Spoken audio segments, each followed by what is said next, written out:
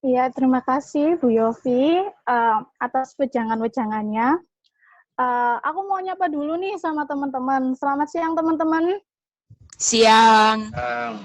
Selamat siang. Maaf ya, agak grogi soalnya. Pertama-tama saya ucapkan terima kasih kepada Bu Yovita selaku dosen pengampu mata kuliah Sosiologi Hukum kelas A yang sudah memberikan kami semua kelas A ini kesempatan untuk berbagi atau sharing tentang permasalahan yang sedang hangat-hangatnya, yaitu COVID-19. Kemudian juga kepada Bapak Ibu dosen, saya ucapkan terima kasih yang sebesar-besarnya karena sudah menyempatkan waktunya untuk mengikuti acara ini. Semoga kita semua diberi kesehatan untuk bertemu lagi di acara selanjutnya. Yang pertama-tama itu di talkshow kali ini kami kelas Sosiologi Hukum kelas A mengambil tema kaum muda berdamai dengan COVID-19. Saya ingin memperkenalkan para narasumber yang juga berasal dari teman-teman semua, yaitu ada Cantika Maulidea, ada Naftali Gakur, dan ada Akbar Prasetyo Sanduan. Sekarang langsung aja ya kayaknya. Cantika, apa kabar, Chan? Puasanya masih lancar enggak? Chan, halo? Halo? Iya, ini baru masuk. Cantika, apa kabar, Chan? Oke, sekarang aku mau nyapa Naftali dulu ya. Naftali, apa kabar? Baik, sangat baik. Akbar ini kok nggak ada suaranya, Bar? Oh iya, baik. Nat, Dara, gimana kabarnya? Iya, iya. Baik. Kita juga baik. Oh, Geri sana juga ya? Semua ya. Oh, Geri juga ya. Geri, apa kabar? Ger, puasa lancar, Ger? Baik, puasa lancar, buka lancar, mokel lancar semuanya. Wah, ini nih. Chan, akhir-akhir ini di tengah pandemi ini kesibukannya apa sih akhir-akhir ini? Apa jadi kaum rebahan gitu, cuman pagi, siang, sore, malam tidur atau apa kayak ada aktivitas lain? Coba ceritakan, Chan. Ya enggak dong, kan pasti sebagai mahasiswa yang menjalani kuliah online udah pasti ada tugas-tugas tuh ya kan. Ya, bener banget. Corona pasti 70% ini nugas terus ya. Terus 30%-nya ini kalau nganggur, saya biasanya ngedit-ngedit sih. Upskill, update skill, soft skill, kayak kemampuan yang di luar dari apa yang nggak saya dapat di fakultas. Jadi saya belajar, nyoba belajar ngedit, karena juga ikut UKM Geraha Sinema, jadi ada tuntutan buat ngedit. Ya kayak gitu sih, cuma kayak hobi, kuliah, udah kayak gitu aja. Lumayan ada kesibukan. Sekarang Naftali sendiri nih, apa kesibukannya akhir-akhir ini? Ya, hampir sama dengan para mahasiswa-mahasiswa lain. Kuliah online, nugas juga online.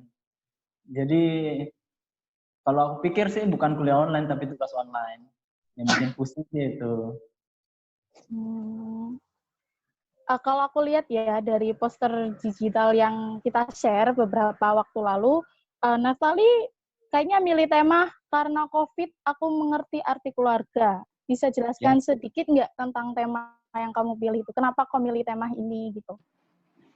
Ya kalau saya sendiri sih memang tertarik dengan tema ini karena kebanyakan orang di luar sana tidak mengenal arti keluarga karena memang keluarga mereka bukan keluarga yang istilahnya broken home lah, keluarga yang berantakan. Jadi mereka tidak mengenal arti keluarga yang sesungguhnya. Karena bagi saya sendiri arti keluarga itu ya seperti umumnya saling melindungi, dan keluarga itu kita mendapatkan kasih sayang. Tapi kebanyakan anak muda di luar sana tidak mendapatkan itu karena berada dari keluarga yang broken home seperti itu. Jadi menarik sekali untuk kita angkat. memang ya di tengah pandemi COVID ini memang ada sisi positif dan sisi negatif. Salah satu sisi positifnya yaitu kita bisa berkumpul dengan keluarga. Cantika dan Akbar sendiri juga pasti menghabiskan waktu dengan keluarga kan? Iya dong pasti. Ya, benar banget. Teman-teman Dara. yang lain gimana?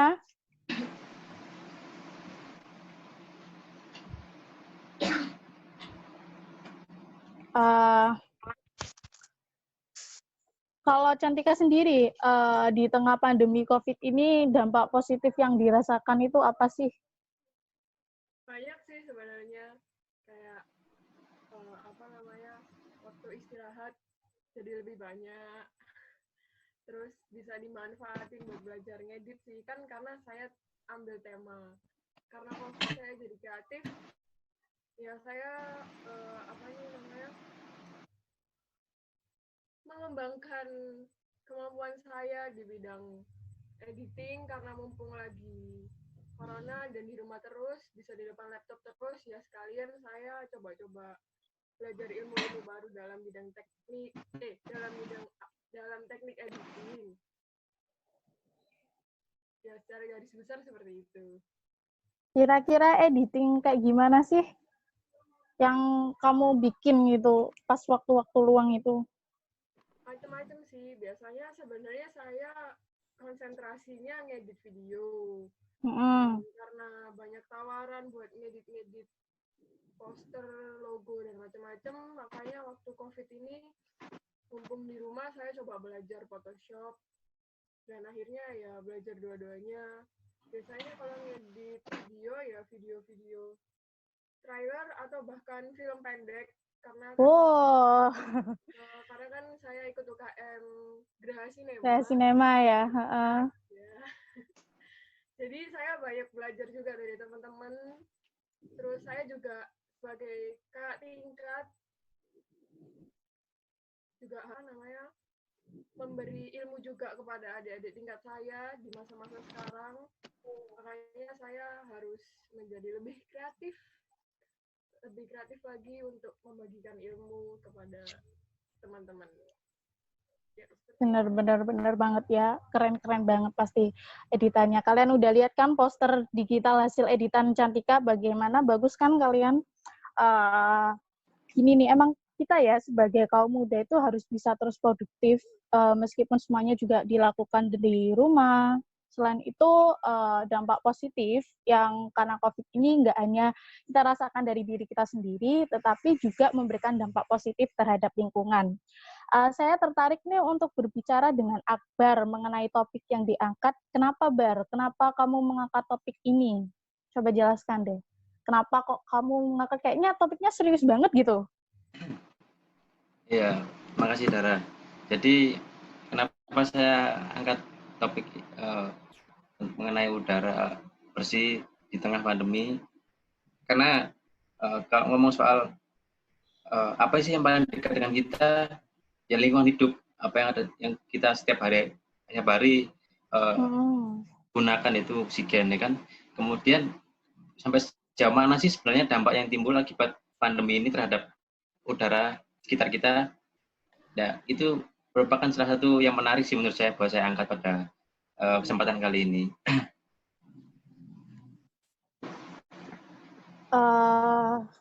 Gini nih Bar ya, kebanyakan kita itu sebenarnya mungkin kan. Aku mau tanya mungkin. Oh iya Gary mau tanya apa Ger? Iya apa? Di sini kan tentang aturan pemerintah, boleh nyinggung nggak? Aturan pemerintah yang apa dulu ini? Yang soal kita menurut PSBB gitu atau kita tetap tidak kerja tapi kita kelaparan, atau kita menentang aturan itu tapi kita bisa makan. Siapa menurut nih kalian yang gimana? Narsum yang mau jawab? Yang mungkin bisa menyangga. Mungkin ada yang bisa nyangga tentang omongan saya. Narsum ada yang mau jawab? Mungkin ada yang bisa? Bentar, Ger. Mungkin tolong jelaskan. Tolong jawab, ya, tolong jelaskan pertanyaan saya di sini. Narsum ada yang bisa jawab? Kira-kira yang Gary tanyakan, kita tetap nggak kerja kelaparan kayak gini, apa kita tetap kerja aja biar bisa memenuhi kebutuhan sehari-hari, tapi resikonya ada itu corona. Kalau menurut pendapat saya pribadi Iya. ya, itu tergantung orangnya sih. Dia itu tergantung kebutuhannya sehari-hari, tergantung lingkungannya juga. Kalau misalkan dia pekerja harian, ya kalau misalkan dia nggak kerja, nggak cari makan, nggak cari nafkah, tiap hari anak istri, keluarga mau dikasih makan apa. Tapi kalau misalkan kalau dia pekerjaannya memang bayarannya tiap bulan, kayak PNS atau pekerja swasta lain yang memang bisa dilakukan di dalam rumah, itu ya mending di rumah saja gitu. Gimana, Ger? Apakah bisa menjawab pertanyaanmu?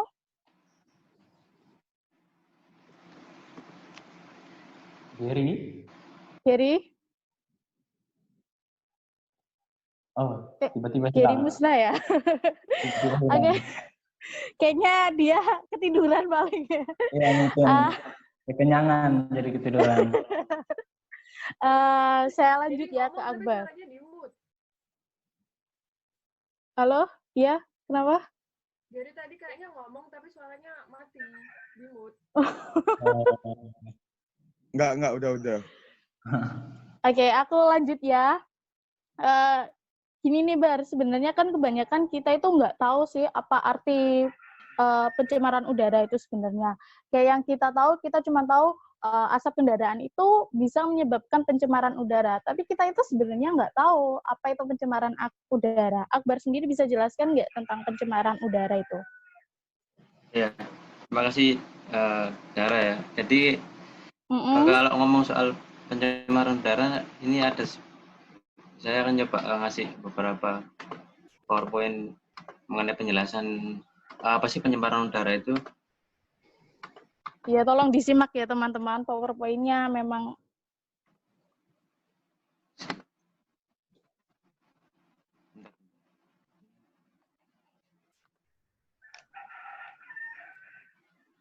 Nah, kalau kita ngomong soal pencemaran udara itu sebenarnya juga setelah diatur dalam PP 41 tahun 99. Yang garis besarnya seperti ini, mungkin teman-teman bisa lihat bersama bahwa adanya komponen zat lain di dalam udara ambien oleh kegiatan manusia, sehingga ada mutu udara ambien turun sampai ke tingkat tertentu, yang menyebabkan kondisi udara itu tidak dapat memenuhi fungsinya sebagaimana mestinya. Nah, kalau ngomong soal udara ambien itu apa sih? Udara ambien itu kalau kita lihat lebih dalam pasal 1 misalnya, ayat butir 4 itu secara garis besar menyatakan bahwa udara ambien itu merupakan udara bebas di permukaan bumi yang letaknya berada lapisan troposfer. Nah, kalau ada berapa unsur sih sebenarnya udara ambien itu? Udara ambien itu ada 4 unsur. Jadi sebenarnya di udara kita itu, kalau kita teman-teman tahu, ada 4 unsur yang paling besar sebenarnya, yaitu nitrogen, oksigen, argon, dan karbon dioksida. Nah, hubungannya apa dengan pencemaran udara? Adanya udara ambien masuk itu.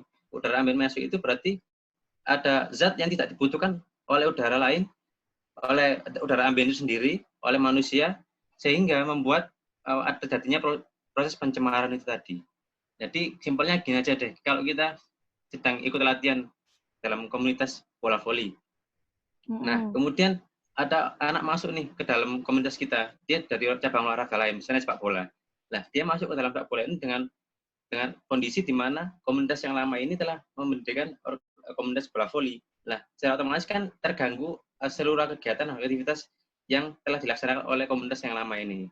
Jadi seperti itu, Dara. Jadi memang kalau singkatnya itu ada komponen lain yang masuk gitu ya ke dalam udara ambien itu tadi. Iya, udara normal lah seenggaknya.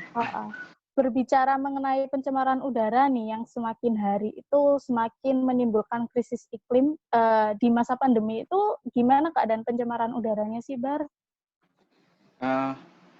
Kalau masalah bagaimana sih kondisi krisis yang terjadi pada hari ini, mungkin teman-teman bisa lihat di layar teman-teman. Jadi ini adalah garis besar sebenarnya keadaan di mana sebenarnya kondisi udara atau kondisi pandemi ini terjadi ketika tanggal 8 Maret. Nah, kalau teman-teman lihat di dalam layar teman-teman, itu ada 4 garis, ada 4 kurva di sana, ada biru, kuning, hijau, dan merah. Nah, sebenarnya 4 garis ini menunjukkan sampai sejauh mana sih pengaruh pemerintah terhadap proses pencegahan pandemi ini terus meluas. Lah, kalau dari 4 garis itu kita bisa lihat sebenarnya ada indikator yang mempengaruhi sebenarnya. Yang pertama itu kalau kita lihat Undang-Undang Kekarantinaan Kesehatan, yaitu dalam pasal 59 ayat 3 misalnya, pemerintah melakukan intervensi berupa bentuk adanya peliburan sekolah, tempat kerja, kemudian pembatasan kegiatan keagamaan, dan pembatasan kegiatan di tempat fasilitas umum. Nah, kalau pemerintah tidak melakukan upaya itu semaksimal mungkin bisa saja kurva itu mencapai garis yang biru itu. Jadi, suspek atau reaktif positif corona itu bisa meningkat sangat tajam apabila pemerintah tidak memberikan intervensi berupa bentuk pelarangan kegiatan manusia atau memberikan sebuah sosialisasi tentang pentingnya penggunaan masker, social distancing, itu bisa sampai 25.000 pasien.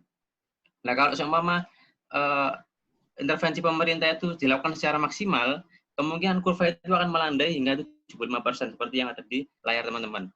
Kalau lihat apa yang kita lihat hari ini, mungkin teman-teman bisa menggambarkan kira-kira sampai dalam kurva yang mana sih sebenarnya keadaan negara kita. Kalau kita lihat apakah pengaruh intervensi pemerintah itu sangat berdampak sekali terhadap penurunan angka pasien positif di Indonesia. Saudara. Oke, sebelumnya saya mau menyapa dulu nih kepada Bapak Dekan Fakultas Hukum Untak Surabaya, Bapak Dr. Slamet Soehartono, SHMH. Selamat datang, terima kasih sudah menyempatkan waktunya untuk mengikuti kegiatan ini. Terima kasih Bapak, semoga kami bisa menampilkan yang terbaik. Memang benar ya teman-teman, apa yang baru saja dipaparkan Akbar itu pemerintah juga sebenarnya dalam mengurangi angka polusi udara dengan penerapan PSBB ini ya juga berperan sangat penting. Lalu sebenarnya bagaimana sih kondisi polusi udara di seluruh dunia ini saat terjadi pandemi corona ini? Bisa dijelaskan nggak, Bar? Ya. Aku boleh menyangga nggak? Kalau untuk menyangga nanti dulu ya, Ger ya. Ini kita materinya belum selesai semua. Oke. Iya. Ya, gimana Dara? Mungkin bisa diulangi pertanyaannya. Kondisi polusi udara sebenarnya yang terjadi waktu pas pandemi ini dengan pemberlakuan PSBB yang dilakukan oleh pemerintah itu gimana sebenarnya? Kalau kita ngomong kondisi udara pada hari ini, sebenarnya sebelum terjadinya pandemi ini, sebenarnya kalau kita lihat, saya kan coba nampilin grafik yang mungkin bisa membantu teman-teman untuk memudahkan. Nah, dan kalau kita lihat hari ini, kondisi lingkungan hidup pada hari ini yang terjadi di dunia sebenarnya adanya ketidakseimbangan antara proses kegiatan atau proses pertumbuhan manusia itu sendiri sejak awal adanya bumi ini berada dan manusia itu berada selalu bersinggungan dengan lingkungan hidup. Mengingat bahwa kalau kita ngomong soal manusia atau makhluk hidup lainnya, selalu ada kebutuhan yang harus mereka penuhi, dan itu berdampak langsung terhadap lingkungan hidup itu sendiri. Selain itu, kalau ngomong soal sampai sejauh mana sih akibat udara yang ada saat ini itu, udara sebelum pandemi ini terjadi itu kayak gimana aja, apa saja sih penyebabnya? Ketidakseimbangan antara alam dan manusia itu terjadi begitu tajam ya. Antara kebutuhan manusia terus mengeksploitasi dunia, kemudian lingkungan hidup semakin hari semakin tinggi. Hal tersebut terjadi karena adanya pemulihan kebutuhan manusia agar terus dapat eksis di permukaan bumi ini. Akan tetapi kadang manusia itu lupa bahwa sebenarnya alam juga bernafas dan membutuhkan asupan yang sama seperti manusia atau makhluk hidup yang lainnya. Maka keseimbangan antara apa yang didapat dengan apa yang diterima itu harus menjadi indikator yang sangat penting dalam proses berkehidupan sendiri.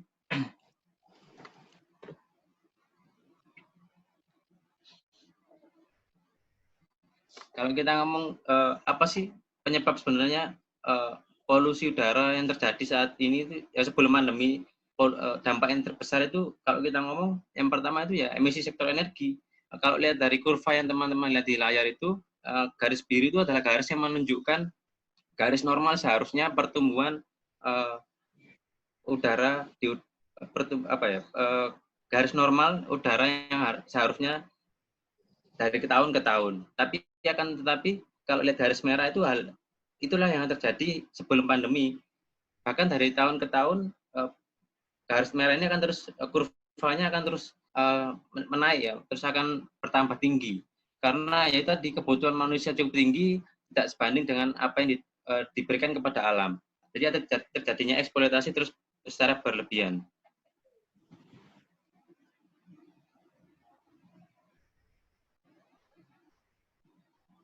Ya, Dara. Iya, berarti eksploitasi yang secara berlebihan itu yang menimbulkan polusi udara. Kemudian kalau di masa pandemi ini, apakah polusi udara yang dihasilkan oleh dunia ini meningkat tajam atau justru menurun? Kalau ini adalah salah satu yang bisa kita lihat bersama, temuan dari beberapa kajian-kajian ilmiah mengenai lingkungan hidup. Kalau dari gambar ini kita bisa lihat sebenarnya terjadinya penurunan NO2 sebanyak 29% hingga PM2,5 9%. Nah, kalau kita ngomong dampaknya apa sih COVID-19 ini ketika kita berlakukan lockdown terhadap polusi udara dan berimplikasi kepada kesehatan masyarakat. Kalau kita ngomong soal itu, hari ini kita temukan terjadinya penurunan yang cukup tajam. Sekedar info yang teman-teman kita harus ketahui, kalau teman-teman lihat bahwa sebenarnya NO2 itu memiliki dampak yang cukup buruk. Jadi kalau kita lihat temuan hari ini itu NO2 itu sebenarnya sudah sebelum pandemi itu terjadi cukup masif di udara kita. Nah, dampaknya apa sih kalau kita menghirup udara gas-gas seperti NO2 atau PM2,5? NO2 dan PM2,5 ini memiliki dampak yang cukup berkepanjangan, mulai jangka pendek yaitu mulai infeksi saluran pernapasan atau ISPA atau hingga jangka panjang yaitu menimbulkan bahkan dampaknya bisa sampai mencapai kematian. Nah, penyebabnya itu apa aja sih? Kalau ngomong penyebab itu ada dari luar, dari eksternal ataupun dari dalam internal. Kalau dari eksternal ya sudah banyak kita ketahui, mungkin bisa dapat dari polusi mobil, truk, kemudian aktivitas industri. Dan kalau ngomong dari internal ya kita gunakan asap untuk memasak, memanggang, membakar lilin itu salah satu bentuk yang menyebabkan sumber di mana terjadinya gas-gas ini terjadi. Nah, kalau ngomong soal PM2,5 itu dampaknya sangat berbahaya sekali bagi kehidupan manusia.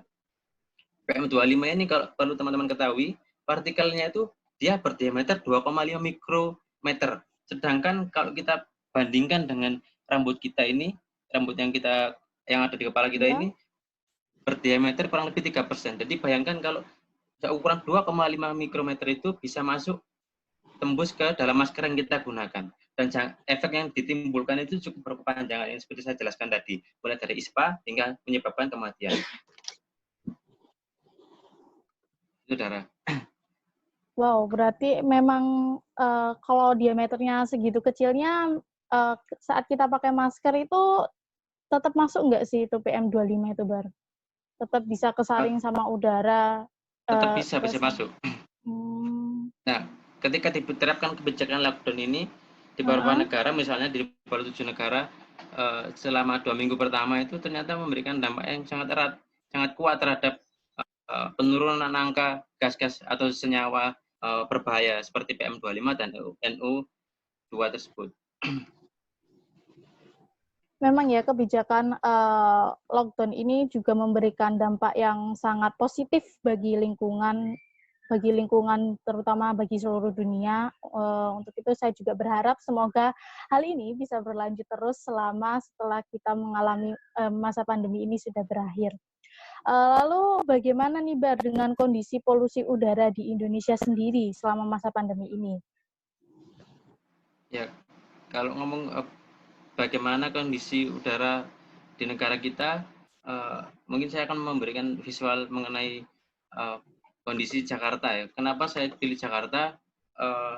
Satu, karena Jakarta merupakan salah satu pusat pertama kali ditemukannya Jabodetabek khususnya suspek positif virus corona. Kedua, Jabodetabek merupakan salah satu pusat perekonomian dan fungsi-fungsi pemerintahan itu berada di sana semua. Kalau kita lihat pada hari ini terjadi penurunan yang cukup tajam. Kalau lihat teman-teman bisa lihat di layar kondisi Jabodetabek pada Februari sampai Maret 2019 itu garisnya merah itu menggambarkan persebaran NO2 yang cukup tinggi, sedangkan kalau dalam visual yang di bawahnya itu kondisi Jabodetabek pada Februari sampai Maret 2020 ketika proses pandemi ini mulai masuk, perkiraan bulan Maret di Indonesia pemerintah mulai menerapkan beberapa kebijakan yaitu dengan PSBB, dan itu berdampak efektif terhadap sebaran gas-gas senyawa berbahaya yang disebabkan oleh kegiatan manusia berupa industri, transportasi, dan lain sebagainya.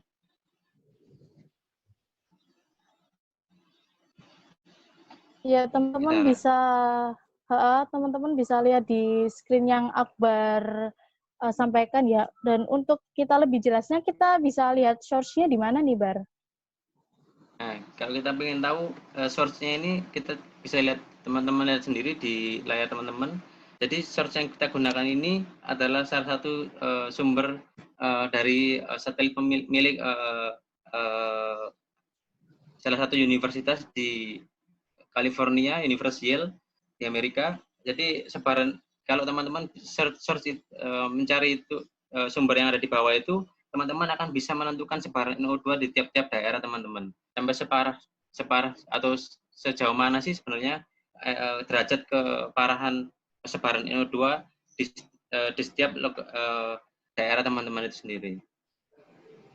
Ya, kalau teman-teman tertarik untuk mengetahui lebih lanjut tentang pencemaran udara, teman-teman bisa lihat di shorts yang sudah ditampilkan di slide. Selanjutnya, jadi karena di status pandemi ini, kira-kira apa sih Bar yang bisa kita lakukan seenggaknya untuk tetap ikut berpartisipasi, membantu pemerintah, juga membantu lingkungan agar tetap sehat? Ya, kalau pertanyaannya apa sih yang harus teman-teman dan kita semua lakukan kalau di situasi seperti ini, saya akan coba gunakan 3C, teman-teman. Jadi yang pertama itu adalah coping, di mana pada situasi saat ini menjaga solidaritas sosial itu sangat penting, baik melibatkan seluruh instrumen sosial, baik masyarakat sipil ataupun pemerintahan, untuk menjaga tetap eksistensi manusia itu tetap ada. Nah, bentuknya macam-macam. Kalau kita ya teman-teman lihat bersama pada hari ini, bentuk penggalangan dana, penggalangan amal dalam bentuk virtual ataupun bentuk-bentuk lainnya itu menjadi hal yang harus diwujudkan secara nyata. Dan selalu bersiap dalam kondisi yang terburuk sekalipun untuk mempersiapkan bahwa ada hal yang harus dipersiapkan di kemudian hari, apa yang terjadi setelah pandemi ini berakhir. Nah, untuk C yang kedua, kita bicara mengenai criticize. Selalu menjaga sistem ekonomi sosial dan untuk menyampaikan kritik kepada seluruh instrumen terkait, baik pemerintahan maupun kita sebagai manusia, bahwa sampai sejauh mana sih kita peduli kita terhadap makhluk sosial lain. Kemudian tidak menyangkal atau mengecilkan keseriusan situasi krisis. Nah, kalau kita teman-teman lihat kan beberapa hari ini berkembang teori konspirasi ya, bagaimana kalau bahwa sebenarnya pandemi ini disebarkan oleh manusia, kemudian bahwa tidak mempercayai bahwa sebenarnya pandemi ini sebenarnya nggak ada. Nah, itu hal tersebut itu yang sebenarnya harus kita jauhkan dan tetap mengedepankan kemanusiaan sebagai ujung tertinggi dalam menghadapi pandemi kali ini. Nah, Kemudian yang ketiga kita pakai creating, yaitu membangun sistem jaminan kesehatan dan sosial. Pada hari ini jaminan kesehatan kita harus terapkan sebaik-baik mungkin. Segala upaya yang kita miliki guna mengatasi pandemi ini harus kita berdayakan secara maksimal. Dan kalau kita ngomong dalam konsep ekonomi, bagaimana penerapan sistem jaminan sosial yang diterapkan oleh pemerintah pada hari ini, saya rasa masih belum begitu berhasil. Kalau kita ngomong soal sistem jaminan sosial, terbukti bantuan sosial yang diberikan dalam bentuk tunai maupun bantuan sosial dalam kebutuhan pokok terbukti gagal kalau menurut saya. Karena ada beberapa hal menurut saya mengenai bantuan sosial, mengenai data yang tidak valid. Kalau kita lihat berita terbaru mengenai Provinsi DKI Jakarta misalnya, ada tidak samaan konsep antara data yang dimiliki Kementerian Sosial, Kesehatan, dan pemerintah Provinsi DKI Jakarta sendiri. Sehingga menyebabkan menurut saya terjadi orang yang nggak layak menerima bantuan malah justru mendapatkan bantuan. Bahkan di daerah Jawa Tengah terbaru ada orang yang sudah meninggal itu malah termasuk dalam data penerima bantuan sosial yang diberikan pemerintah. Nah, itu yang menurut saya harus menjadi perhatian, adanya penyamaan konsep dalam proses pemberian bantuan sosial itu sendiri. Ya, memang benar ya apa yang dikatakan Akbar. Teman-teman juga bisa menerapkan prinsip 3C yang udah dipaparkan Akbar, coping, criticize, dan creating. Dan soal bantuan sosial juga sebenarnya tidak hanya terjadi di Jabodetabek atau Jakarta ya teman-teman. Begitupun di Surabaya juga terjadi, contohnya juga di kampung saya juga mengalami hal yang sama. Banyak sekali orang-orang yang tidak layak menerima bantuan tapi justru menerima bantuan. Nah, di bagian coping ini kalau saya lihat di slide ya, sepertinya ada upaya kolektif menjaga ekosistem sosial. Nah, itu bisa nggak seperti caranya kita menghabiskan waktu kumpul dengan keluarga di tengah pandemi ini? Apa benar kayak gitu upaya kolektif? Ya, itu yang mungkin bisa diterapkan oleh teman-teman kan, karena kalau kita dengan kondisi saat ini, kondisi yang pandemi saat ini memiliki kelebihan waktu untuk berada di dalam rumah. Jadi manfaat itulah yang harus kita gunakan untuk terus menjaga interaktif antara kita dengan keluarga lainnya. Benar banget. Terima kasih sebelumnya Akbar. Menyambung ke penjelasan Akbar, saya ingin bertanya kepada Naftali. Ini nih Naf, arti keluarga buat kamu itu kayak gimana sih Naf? Ya, terima kasih ya Dara. Seperti yang saya jelaskan tadi ya di awal, bahwa kalau bagi saya sendiri arti keluarga itu adalah tempat kita berlindung. Semua pasti kita tahu. Tempat pertama kita lari, tempat pertama kita dewasa, tempat pertama kita mengenal dunia adalah lewat keluarga. Jadi kalau menurut saya itu keluarga yang baik itu sangat penting. Gitu. Itu menurut arti keluarga menurut saya. Sebenarnya Naftali ini dari mana asalnya? Kalau saya jauh, luar pulau, dari Maluku Utara. Luar pulau ya? Ya. Di tengah pandemi ini kumpul nggak sama keluarga Bali atau masih di kos ini? Ini masih di Surabaya, masih di kos, nggak kemana-mana. Ya. Kangen nggak sama keluarga di sana, Naf?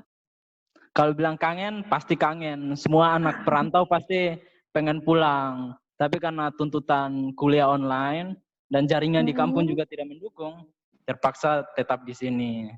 Seperti itu. Biasanya apa sih yang dikangenin pas kumpul sama keluarga gini? Ya, seperti yang saya sendirian. Ya, seperti yang saya katakan tadi ya, bahwa yang paling dikangenin adalah kebersamaan antar keluarga. Kumpul-kumpul bareng keluarga, makan bareng, ketawa bareng, itu sih yang paling dikangenin pastinya. Memang ya menyenangkan sekali gitu ya kalau misalkan kita menghabiskan waktu-waktu seperti ini sama keluarga ya. Iya. Berbicara tentang keluarga nih, Naf. Keluarga ini kan banyak banget kondisinya. Ada yang memang keluarganya baik-baik aja, ada yang keluarganya nggak baik-baik aja, bahkan ada yang broken home gitu. Nah, menyikapi tentang keluarga yang broken home ini, kira-kira aku mau bertanya nih, Naf, gimana tanggapanmu sih sama keluarga broken home ini dan dampaknya kepada anak-anak mereka gimana? Apakah juga ada solusinya terkait keluarga broken home itu? Ya kalau kita lihat saya langsung ke menurut ahli aja ya. Kalau pengertian Ya, keluarga ahli itu dari menurut Doval dan Logan, keluarga terdiri dari 2 atau lebih individu yang berada dalam satu rumah tangga. Yang kata lain, keluarga terbentuk karena adanya ikatan darah, perkawinan, dan proses adopsi. Keluarga akan menjadi sarana utama untuk mengembangkan fisik, mental, emosional, dan kehidupan sosial setiap anggotanya. Jadi ini memang pengertian yang sangat baik ya. Karena memang lewat keluarga ini, awal mula kita mengembangkan fisik anak, mental anak, emosional anak, dan sosial dari setiap anggota itu dimulai dari keluarga. Jadi sangat perlu sekali untuk keluarga itu menjalin suatu hubungan yang baik-baik saja. Ya mungkin next Akbar. Ya kalau bicara tentang tanggapan dari Nata tadi ya tentang apa itu sih keluarga broken home. Karena kita lihat kebanyakan anak-anak di luar sana tidak mengenal arti keluarga yang sebenarnya itu seperti apa. Seperti yang saya jelaskan di awal tadi. Bahwa karena mereka mungkin berasal dari keluarga yang berantakan atau bisa dikatakan broken home. Nah, keluarga broken home itu seperti apa sih? Sini kalian teman-teman bisa lihat di monitor ya. Sini keluarga broken home adalah seperti keluarga yang dapat terjadi karena beberapa faktor. Salah satunya adalah karena kurangnya komunikasi yang baik dan kurangnya rasa percaya dan rasa memiliki dalam keluarga. Hal ini terjadi karena keluarga yang memiliki waktu bersama, keluarga yang jarang memiliki waktu bersama.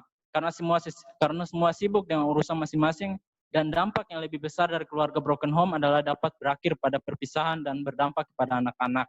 Karena mereka akan merasa mereka tidak memiliki keluarga, tidak merasa selalu sendiri, akan malu karena berada di keluarga berantakan. Akhirnya mengganggu psikis dan mental mereka. Jadi keluarga broken home ini sangat berpengaruh sekali bagi anggota keluarga, terutama bagi anak ya. Terutama bagi anak yang mungkin mengalami broken home itu pada waktu masih kecil. Sehingga itu bisa berpengaruh itu sampai dia dewasa nanti, sampai dewasa muda. Benar Itu. sekali. Dan apa sih pengaruh-pengaruh keluarga broken home itu bagi anak-anak? Ya, mungkin bisa next, Bar. Ya, yang pertama itu pengaruh broken home bagi anak-anak itu mereka akan mudah melakukan tindakan kriminal. Kenapa? Karena mereka akan mencari perhatian dari banyak orang karena mereka kurang mendapatkan perhatian dari keluarga mereka. Akhirnya mereka nekat melakukan hal-hal yang berbahaya, hal kejahatan hanya untuk mencari famor, hanya untuk mencari perhatian dari orang-orang banyak. Seperti itu. Ya. Dan juga yang kedua itu dampaknya adalah mengalami gangguan jiwa. Ini pasti sangat berpengaruh sekali bagi anak karena mengalami gangguan jiwa karena tidak mampu memikul atau menghadapi masalah yang ada pada keluarga. Dan juga kurang kasih sayang dalam keluarga yang membuat anak tersebut menjadi depresi. Ya, seperti yang saya katakan tadi, keluarga yang baik-baik saja itu memang sangat penting sekali bagi perkembangan mental, psikis, dan bagi anak itu sendiri. Ya. Dan yang ketiga itu, yang paling parah itu bahkan bisa berakhir dengan mengakhiri hidup mereka.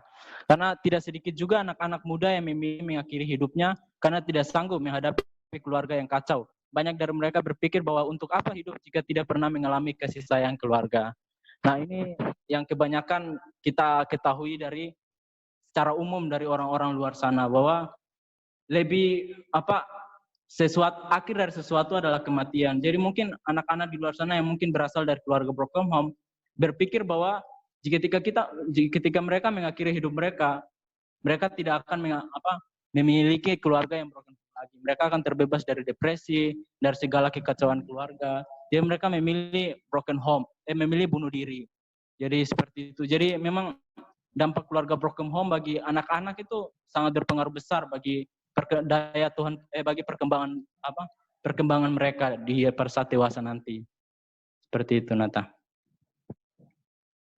Memang ya teman-teman, saya mengingatkan tolong untuk teman-teman sebaiknya tidak melakukan yang disebutkan oleh Naftali tadi barusan karena mengakhiri hidup teman-teman itu bukan solusi untuk kita keluar dari kungkungan keluarga yang broken home itu.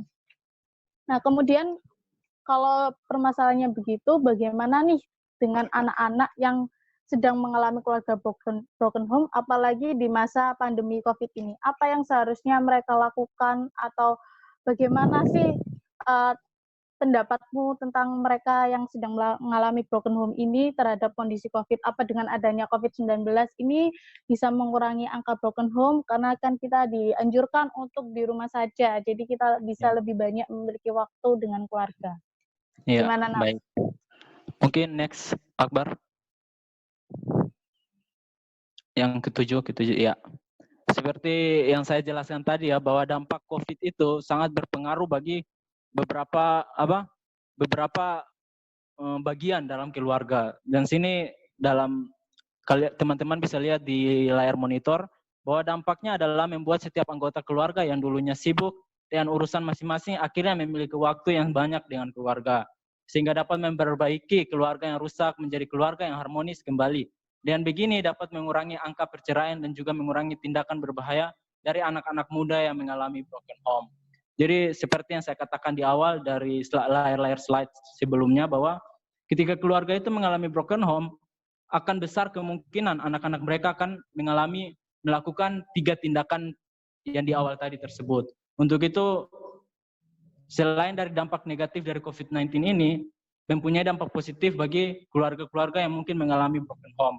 Karena ketika mereka mengalami broken home, terus ketika mereka berada di rumah saja karena COVID-19 ini, karena ada PSBB lah sebagainya, harus di rumah saja, mereka akan memperbaiki hubungan mereka satu dengan lain. Tidak mungkin mereka selama sebulan, 2 bulan, mereka tidak bicara sama sekali ya. Saya rasa tidak mungkin. Jadi pasti keluarga mereka itu akan lambat laun, perlahan-lahan itu pasti akan membaik karena adanya hubungan komunikasi. Karena saya katakan tadi bahwa keluarga broken home itu kenapa sih bisa terjadi? Karena kurangnya komunikasi antara sesama keluarga dan kurangnya kasih sayang. Tapi dalam masa COVID-19 ini, keluarga akan lebih banyak waktu bersama dan juga akan menjalin komunikasi yang baik bersama, sehingga bisa saling mengenal satu dengan yang lain dan juga bisa mengalami kasih sayang, sehingga kita juga bisa mengurangi angka perceraian dan tindakan-tindakan kriminal dari anak-anak yang mengalami broken home tersebut, yang seperti dari slide-slide berikutnya. Seperti itu, Nata. Oke, sebaiknya tindakan kita ingin mencari pelampiasan itu sebaiknya dilakukan dengan cara yang lebih positif ya, seperti yang dilakukan oleh Cantika juga, yaitu berkarya dengan melakukan editing. Setidaknya kan kita memberikan kita kesempatan atau waktu untuk mengembangkan kreativitas kita. Berbicara tentang kreativitas nih, aku mau tanya sama Cantika. Ngedit itu emang hobi dari kecil atau baru-baru ini sih, Can, pas waktu ada pandemi disuruh di rumah aja? Halo, Cantika? Halo, Cantika? Ya, udah masuk belum? Ya, udah barusan masuk. Ya. Itu ngedit itu hobi dari kecil atau memang baru-baru ini aja pas ada COVID? Sebenarnya ngedit itu saya udah suka dari sejak SMP. Heeh. Baru bisa mengembangkannya itu semenjak kuliah ini sih. Terus cari-cari referensi buat ide-ide desain poster, terus ide-ide buat bikin trailer film juga. Kemudian teknik-teknik kalau editing film itu seperti apa, itu juga saya baru dapatnya waktu kuliah ini gara-gara ikut UKM. Ya seperti itu sih. Kalau soal inspirasi, biasanya didapat dari apa inspirasinya untuk ngedit itu? Biasanya kalau inspirasi saya dapatnya dari Google. Cari-cari video, lihat-lihat video. Referensi terbesar saya itu adalah musik video dari lagu K-pop. Karena Iya. Memang Korean Wave ya. iya, karena industri Korea sendiri dalam bidang entertainment-nya, terutama dalam bidang editing itu juga nggak kalah sama Hollywood. Benar banget teman-teman. Nah, Hollywood juga bagus, cuma Hollywood itu tekniknya terlalu tinggi. Tekniknya mainnya CGI dan green screen. Dan kalau di K-pop, tekniknya lebih sederhana. dan masih bisa ditiru, saya sendiri bisa menganalisis teknik-teknik yang ada di videonya. Dari situ sih referensinya. Jadi kalau menurut saya kalau mau jadi kreatif itu harus sering-sering lihat referensi, mulai dari referensi poster-poster atau logo-logo, terus banyak-banyakin belajar teknik-teknik editing dari Photoshop atau Adobe Premiere seperti itu sih. Tuh teman-teman ya, coba dengerin tips dari Cantika supaya kita produktif juga di rumah. Kita nggak hanya hashtag kaum rebahan, tapi kita juga menghasilkan sebuah karya. Sukses terus ya, Chan. Untuk selanjutnya, teman-teman, saya akan mengadakan sesi pertanyaan. Saya akan membuka 2 sesi pertanyaan. Untuk setiap sesinya, saya akan membuka 2 pertanyaan. Silakan bagi teman-teman yang ingin bertanya, bisa langsung berbicara atau menyampaikan dengan lewat ketikan ditulis. Silakan teman-teman. Apakah ada yang mau bertanya? Halo teman-teman.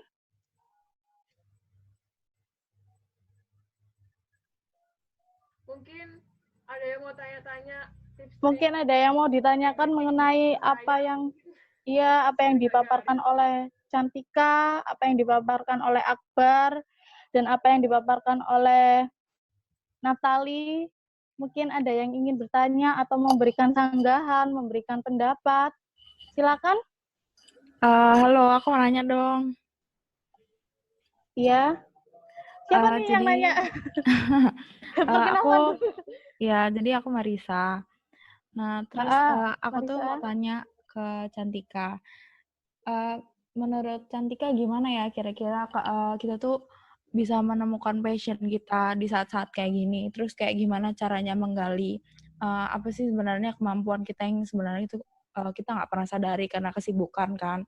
Karena biasanya kuliah apa terus karena waktu senggang kayak gini, gimana caranya kita tuh find our passion gitu? Mungkin sama Cantika bisa langsung dijawab. Yep. Untuk cari passion itu emang nggak gampang ya.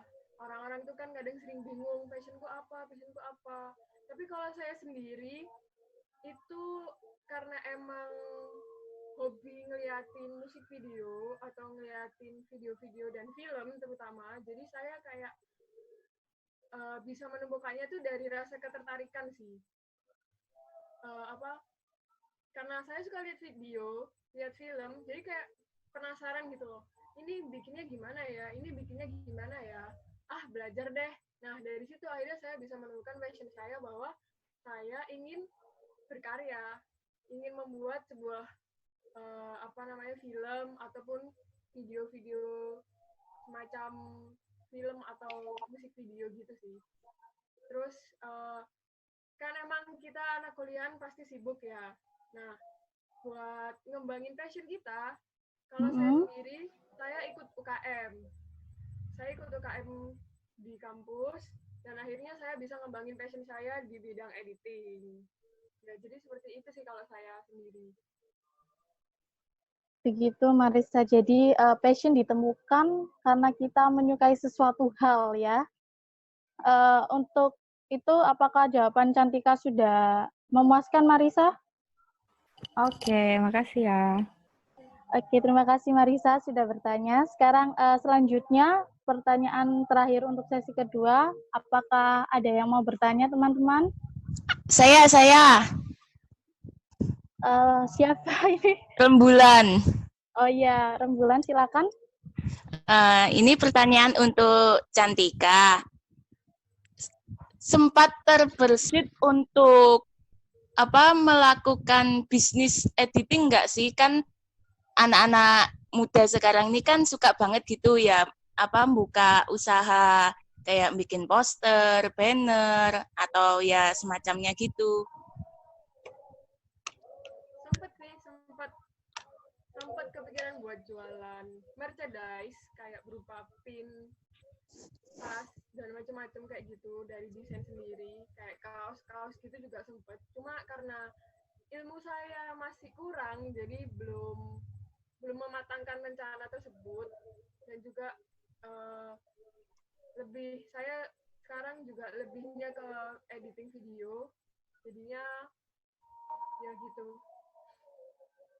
Ada kepikiran aja, tapi cuma belum terlaksana. Oh, oke. Oke, apakah sudah memuaskan Bulan? Sangat memuaskan. Terima kasih. Oke, untuk sesi yang pertama, sesi pertanyaan pertama saya tutup. Selanjutnya saya akan membuka sesi pertanyaan yang kedua. Teman-teman, saya akan memberikan 2 kali kesempatan kalian untuk bertanya. Silakan apabila ada yang ingin bertanya. Saya mau bertanya. Iya, tolong perkenalkan, Mas. Perkenalan. Mas, Dimas Muhammad Rizky. Iya, Dimas. Mau bertanya dengan siapa? Mau bertanya sama Naftali. Oke, Naftali. Silakan bisa diajukan pertanyaannya. Ya, Naftali tadi kan menjelaskan tentang keluarga yang, maaf ya, broken home. Tapi Naftali itu menjelaskan dalam artian keluarga yang broken home untuk keluarga yang tidak memiliki banyak waktu untuk berkumpul. Tapi bagaimana dengan keluarga broken home yang, mohon maaf, keluarga mereka itu sudah terpisah. Nah, solusinya itu gimana agar anak-anak itu tidak menjalankan apa yang berdampak dari keluarga broken home tersebut. Itu saja, terima kasih. Baik, terima kasih pertanyaannya Mas Dimas. Naftali bisa langsung menjelaskan atau menjawab pertanyaannya? Ya, baik, saya langsung jawab ya. Terima kasih atas pertanyaannya Mas Dimas. Memang yang saya katakan tadi, broken home adalah keluarga yang masih bersama-sama, tapi mengalami broken home. Bagaimana dengan keluarga yang orang tua mereka sudah terpisah? Dan bagaimana nasib anak-anak mereka? Ini kalau saya sendiri, menurut saya sih, berpisah itu belum tentu tidak menjalin hubungan dengan anak. Jadi menurut saya, meskipun keluarga orang tua mereka berpisah, solusinya adalah orang tua tersebut tidak boleh menghilangkan kasih sayang mereka. Memang pernikahan itu bisa putus, tapi hubungan darah itu tidak akan bisa putus. Hubungan keluarga itu tidak akan bisa putus sampai selamanya. Jadi meskipun orang tua mereka berpisah, orang tua mereka perlu memberikan kasih sayang yang lebih kepada mereka. Mungkin setiap minggu datang berkunjung, ibarat anak yang satu ikut ke ibu, anak yang satu ikut ke ayah. Nah, sering-sering itu setiap minggu datang berkunjung kepada anak yang satu, begitupun sebaliknya. Dan begitu akan menjalin satu hubungan yang baik, meskipun tidak bersama lagi, anak-anak akan merasa masih memiliki orang tua yang lengkap, ayah dan ibu. Jadi mereka akan tidak merasakan depresi, gangguan jiwa, bahkan sampai hal-hal yang tadi yang saya sebutkan di awal. Seperti itu. Baik, Mas Dimas, apakah ada sanggahan atau masukan dan pendapatnya? Berarti yang berperan aktif dalam menjalin itu adalah orang tua dari keluarga tersebut ya? Ya benar sekali. Ketika anak tersebut masih belum cukup umur, ibarat masih SD atau SMP, karena masih tidak bisa bereaksi sendiri, seharusnya orang tua yang berperan penting untuk menjaga hubungan agar anak itu tidak merasa depresi. Tapi ketika anak sudah dewasa, tidak menutup kemungkinan anak tersebut yang menyatukan kembali keluarga mereka tersebut. Jadi seperti itu. Ya, seperti itu, Mas Dimas. Apakah ada pertanyaan lagi? Mas Dimas? Sudah. Terima kasih, Naftali. Ya, terima kasih sudah bertanya, Mas Dimas dan Naftali. Selanjutnya pertanyaan terakhir. Apakah ada yang ingin bertanya? Ya, saya mau bertanya. Siapa ini? Rosi Yuda. Oke, Rosi Yuda. Silakan mau bertanya sama siapa? Saya mau bertanya kepada Naftali. Oke, Naftali. Apa langkah yang dapat kita perbuat untuk mengatasi anak yang depresi akibat broken home? Nah, ini siapa dulu nih? Siapa dulu yang bertanya nih? Perkenalan dulu. Rosi Yuda ini. Rosi Yuda. Oh, Rosi Yuda. Kenapa, Mas? Bisa ulangi lagi? Apa langkah yang dapat kita perbuat untuk mengatasi anak yang depresi akibat broken home, agar anak tersebut tidak melakukan hal-hal negatif, bahkan melakukan tindakan kriminal? Terima kasih. Ya. Terima kasih pertanyaannya, Mas Rosi. Ya. Mbak Nata, saya langsung jawab aja ya. Iya. Ya, pertanyaan yang sangat menarik ya dari Mas Rosi. Jadi solusi apa yang kita lakukan bagi anak-anak tersebut? Jadi mungkin kita bisa memberikan pendekatan kepada mereka, pendekatan secara psikologi maupun secara agama. Karena kita tahu bahwa dalam agama kita bisa menenangkan pikiran kita bisa mencari jalan keluar segala sesuatu. Jadi mungkin ketika anak tersebut mengalami broken home, perlu ada perhatian, mungkin perhatian bukan dari orang tua saja, perlu ada perhatian dari keluarga-keluarga dekat mereka, dari saudara-saudara dekat mereka. Jadi keluarga dekat, saudara dekat itu juga berperan penting bagi tumbuh kembang anak. Jadi ketika dia mengalami keluarga yang broken home, perlu ada orang yang menopang dia, perlu ada orang yang mendorong dia agar membimbing dia, mengajari dia bahwa untuk tidak melakukan hal-hal yang negatif tersebut. Seperti itu. Jadi solusinya itu mungkin keluarga-keluarga dekat perlu memperhatikan anak tersebut lebih lagi. Ya, Mas Rosi. Apakah ada tambahan Mas Rosi atau kurang jelas? Ya, cukup. Terima kasih. Ya, terima kasih untuk pertanyaannya Mas Rosi dan terima kasih untuk Naftali. Dan untuk pertanyaan terakhir, ini kebetulan ada dari teman kita, Fahri. Silakan Fahri kalau mau bertanya. Halo, halo. Iya, ya. halo. Saya ingin bertanya, gimana masa pandemik ini kan kita disuruh di rumah aja. Menurut Mas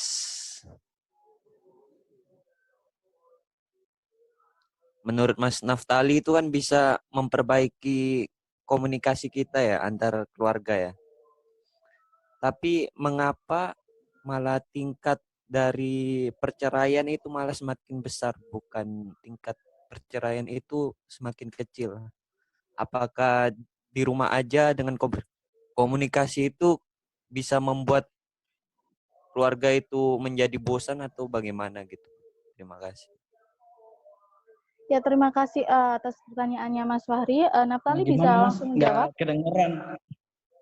Itu tadi dia, saya mau mengulangi pertanyaan Mas Fahri. Ya. Jadi Mas Fahri bertanya bahwa apakah dengan di rumah aja itu kenapa tingkat angka perceraian itu justru semakin tinggi, bukan semakin rendah. Padahal kan ada lebih banyak kita berkomunikasi dengan keluarga. Itu kenapa?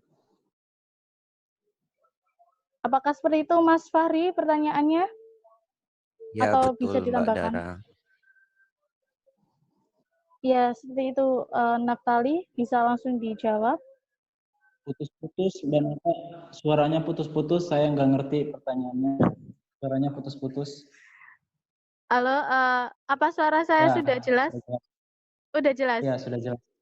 Silakan. Saya akan mengulangi lagi pertanyaan yang disampaikan oleh Mas Fahri.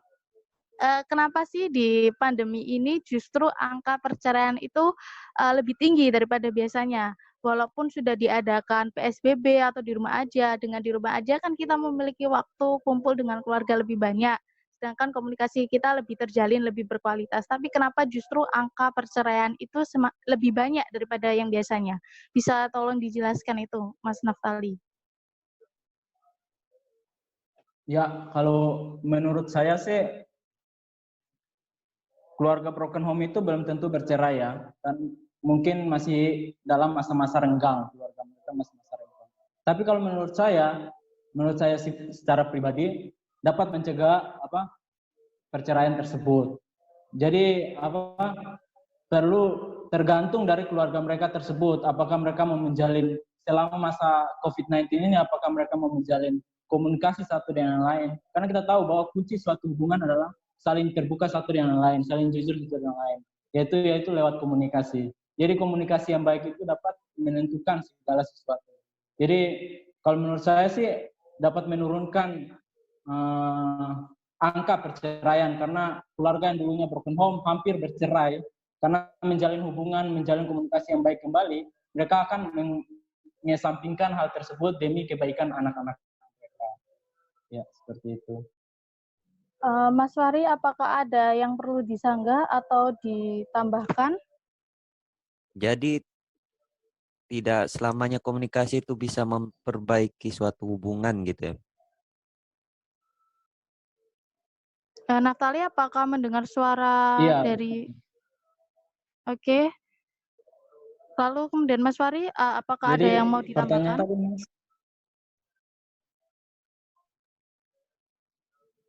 Halo? Mas Fahri, apakah ada yang mau ditambahkan mengenai tentang komunikasi itu tidak hanya menjadi faktor memperbaiki hubungan? Iya, iya udah jelas kok. Naftali udah menyampaikan secara jelas. Iya. Iya. Terima kasih Mas. Oke, kalau gitu terima kasih Mas Fahri sudah bertanya dan terima kasih kepada semua narasumber yang sudah memberikan penjelasannya dengan begitu baik, dengan begitu lugas, dengan sangat tertata rapi dan terkonsep. Nah, kemudian sekali lagi saya ingin berterima kasih kepada Bapak Ibu dosen yang sudah menyempatkan waktunya untuk hadir di acara ini dan kepada Bapak Dekan Slamet Suhartono, terima kasih sudah menyaksikan acara yang dibuat teman-teman kelas Sosiologi Hukum kelas A. Kalau begitu, sebaiknya saya memberikan kesimpulan kepada Bu Yofi selaku dosen pengampu kelas Sosiologi Hukum A. Silakan Bu Yofi. Ya, baik. Saya sangat mengapresiasi dengan apa yang sudah disampaikan oleh para narasumber yang melihat bahwa ternyata fenomena COVID-19 yang kita rasakan di satu sisi itu begitu menyiksa, tetapi ternyata bermuatan positif. Dalam menyikapi masa-masa sulit pandemi COVID-19 ini, memang ada dua alternatif.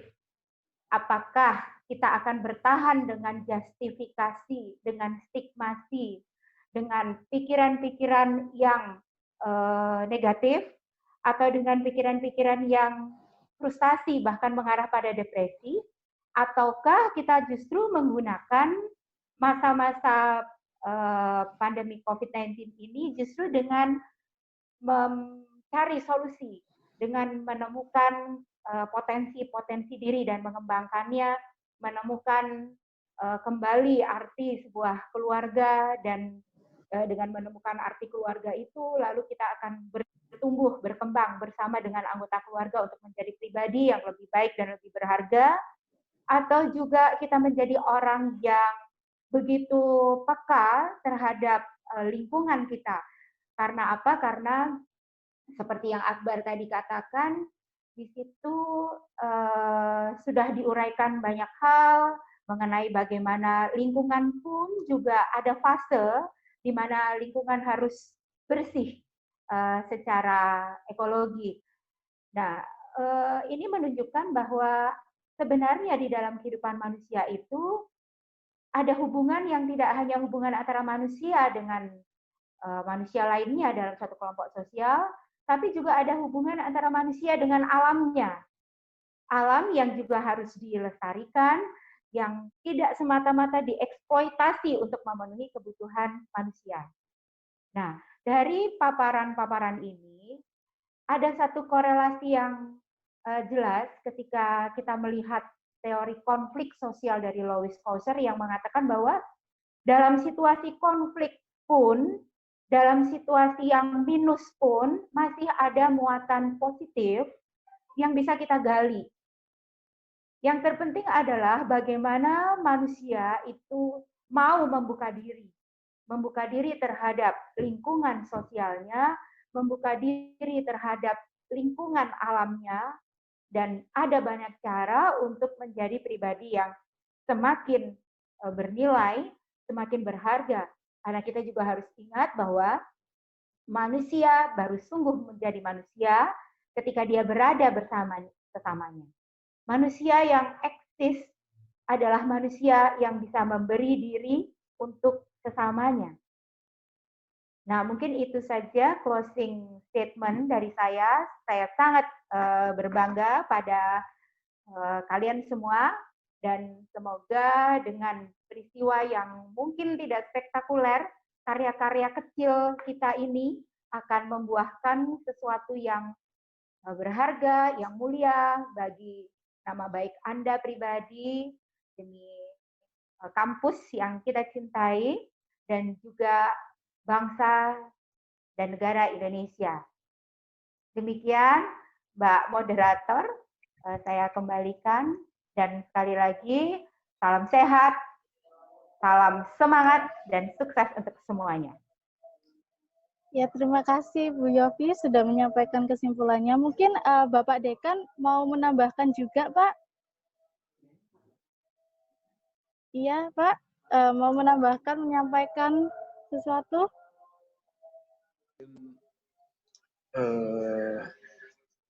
Ini bagian dari proses di pembelajaran saudara sebagai mahasiswa, seorang akademisi, seorang ilmuwan, ya. Alangkah baiknya kalau kegiatan semacam ini juga ditingkatkan, memperoleh ilmu pengetahuan, dosen dalam hal ini Bu Yovita khususnya, dan yang lain barangkali juga saya titip untuk disampaikan ke kawan-kawan, ke tetangga, saudara, teman, ya, masuk ke Fakultas Hukum Surabaya, ya, sampaikan apa yang baik di kita, yang buruk sampai kepada kami untuk melakukan perubahan. Dan saya sangat apresiasi sekali terkait dengan apa yang disampaikan yang dilakukan oleh Bu Yovita. Seumpama nanti diikuti dengan dosen-dosen yang lain, itu sangat bagus sekali dalam rangka meningkatkan kemampuan saudara para mahasiswa dalam rangka untuk mengabdikan diri kepada masyarakat. Dan saya yakin ini pasti ada yang